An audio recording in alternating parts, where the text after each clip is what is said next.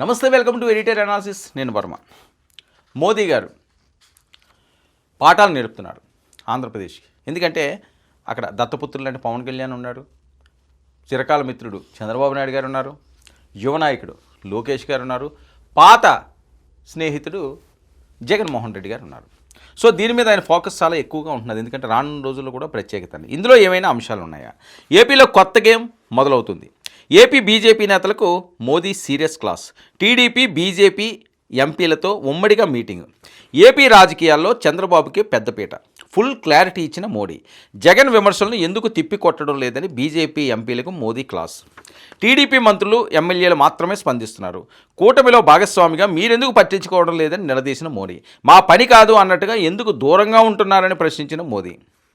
Breakfast మీటింగ్లో AP రాజకీయాలపై కీలక చర్చలో మోడీ ఫుల్ క్లాస్. చంద్రబాబు ప్రభుత్వం బాగా పనిచేస్తుందని మోదీ కితాబు. ఏపీకి పెట్టుబడులు ఎక్కువగా వస్తున్నాయన్న మోదీ. రాబోయే నెలల్లో ఏపీ పుంజుకుంటుందన్న మోదీ. ఇక వైసీపీ చేస్తున్న విమర్శలను ఒక్కొక్కటిగా ప్రస్తావించిన మోడీ. జగన్ దాడులను ఎదుర్కోవాలంటే బీజేపీ ఎంపీలు కూడా మీడియా ముందుకు రావాలని క్లాసు. టీడీపీ మాత్రమే కాదు, మిత్రపక్షమైన బీజేపీ కూడా సమానంగా జగన్ పార్టీకి గట్టిగా జవాబు ఇవ్వాలని ఆదేశం. ఇప్పుడు మోదీ గారికి ఏంటంటే అర్థమవుతుంది ఆంధ్రప్రదేశ్ రాజకీయాల్లో పరిస్థితి. గతంలో కూడా బీజేపీ ఏనాడు జగన్మోహన్ రెడ్డి గారిని పెద్దగా విమర్శించిన పాపాన పోలేదు.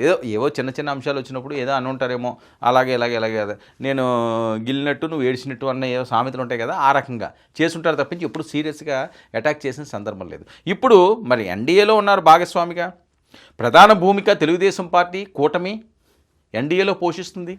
ఇలాంటి పరిస్థితుల్లో కూడా మరి జగన్మోహన్ రెడ్డి గారిని ప్రతిపక్షంలో అవనియండి, లేకపోతే వీళ్ళకి వ్యతిరేకంగా పోరాటాలు సాగించే వాళ్ళ మీద మాట్లాడకపోతే పరిస్థితి ఏంటి? ఎందుకు మాట్లాడలేదు? ఏమైనా ఆలోచనలు ఉన్నాయా? ఇవన్నీ కూడా ఢిల్లీకి వెళ్ళిపోయినాయి. ఈ రిపోర్ట్లన్నీ కూడా ఢిల్లీకి వెళ్ళినాయి. వీళ్ళు మాట్లాడకపోతే ఉన్నట్ట లేనట్ట. ఎందుకు మాట్లాడలేదు? మోదీ ప్రభుత్వం ఈరోజు ఉంది అంటే చంద్రబాబు నాయుడు గారి పాత్ర ఎంతన్నా ఉంది అందులో. చంద్రబాబు నాయుడు అని లేదా పవన్ కళ్యాణ్ కూటమి నుంచి అత్యధిక సీట్లు ఇచ్చారు కాబట్టి మోదీ గారు నెట్టుకొస్తున్నారు. ఇలాంటి సమయంలో 2 సంవత్సరాలైనా ఒక్కరోజు కూడా జగన్మోహన్ రెడ్డి మీద మీరు మాట్లాడలేదు, క్షమించను అని క్లాసు పీకుతానే ఒక్కసారి హెచ్చరికలు కూడా ఇండైరెక్ట్గా ఇచ్చారట. ఇక ప్రజల మధ్యకు వెళ్ళాలని, ప్రభుత్వ పనులను వివరించాలని బీజేపీ ఎంపీలకు మోదీ దిశానిర్దేశం. టీడీపీ ఎంపీల పనితీరు బాగుందని మోదీ ప్రశంసలు. అంతేకాకుండా మొత్తం మీద మోడీ సందేశం ఒకటే, ఇది కూటమి ప్రభుత్వం. ప్రతిపక్షం దాడులు ఒక్క పార్టీకే కాదు, మొత్తం కూటమిపైనే. కాబట్టి వైసీపీ విమర్శలకు బీజేపీ ధీటుగా నిలవాలి, జనసేన ధీటుగా నిలవాలి, టీడీపీ ధీటుగా నిలవాలి. జగన్ రాజకీయాలకు ఈసారి ఢిల్లీ నుండి కొత్త బ్రేక్ వచ్చిందని. జగన్మోహన్ రెడ్డి గారు పాదయాత్రలకు వెళ్తున్నారు. 2029 నుంచి ఇంకా ఆయన మొదలు పెడతాడు.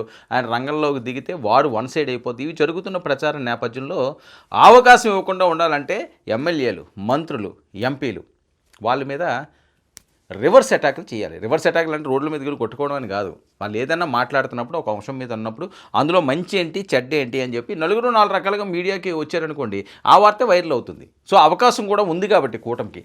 అధికారంలో ఉన్న వాళ్ళకి ఎవరో అడ్డగోలుగా వ్యతిరేకతగా వెళ్ళరు. కొంతమంది బ్యాలెన్స్గా ఉంటారు తప్పించి ఎవరో ఆ సాహసం చెయ్యరు. ఎందుకంటే ఇంక లేనిపోనివన్నీ వస్తుంటాయి, ఎందుకు వచ్చిందిలే అని చెప్పి భరించే పరిస్థితి ఉంటుంది. సో ఇలాంటి సిచ్యువేషన్లో డైరెక్ట్గా మోదీ గారే ఆంధ్రప్రదేశ్ మీద రంగంలోకి దిగారు.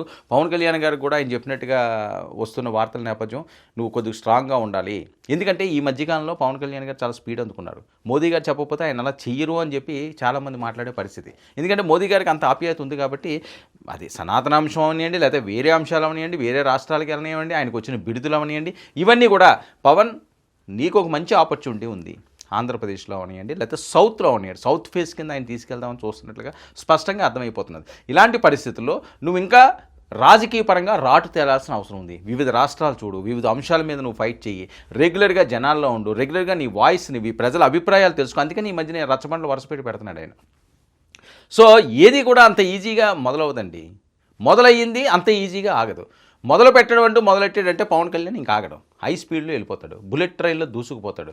సో ఆయన మొదలుపెట్టాడు, ఈయన మొదలు పెట్టమన్నాడు, వీళ్ళు పాలన సజావుగా సాగిస్తున్నారు. జగన్మోహన్ రెడ్డి గారిని ఎట్టి పరిస్థితుల్లోని కోలుకోకుండా ఉండే విధంగా రాజకీయ పరంగా ఆయన్ని అటాక్ చేయాల్సిన అవసరం ఉంది, లేకపోతే నేను మిమ్మల్ని అటాక్ చేస్తాను అని మోదీ గారు డైరెక్ట్గా చెప్పడంతో వైసీపీ ఒక పక్క ఏంట్రా బాబు ఇలాంటి పరిస్థితి వచ్చింది, ఆయన ఏంటి ఈ ప్రస్తావనలు చేస్తున్నాడు, మన మీద అటాక్ చేయమని చెప్పి వీళ్ళకి చెప్తున్నారని వాళ్ళు వణుకుతుంటే, మరో పక్క బీజేపీ వాళ్ళు అనవసరంగా మనం లేనిపోనివన్నీ కొని తెచ్చుకుంటూనే ఉన్నాం, ఇంకేసారి మనం కూడా కడిగేద్దాము ఏ మాటలు మాట్లాడినని చెప్పి వాళ్ళు రెచ్చిపోతుంటే, మోదీ గారి సహాయం మనకుంది కదా అని చంద్రబాబు నాయుడు గారు ఒక ఊపుదాం ఇంకా ఏపీని పెట్టుబడుల అంశాన్ని ఇంకో విషయం తమ మేధోశక్తిని అంతా కూడా తీద్దామని ఆయన ఆలోచిస్తున్నాడు.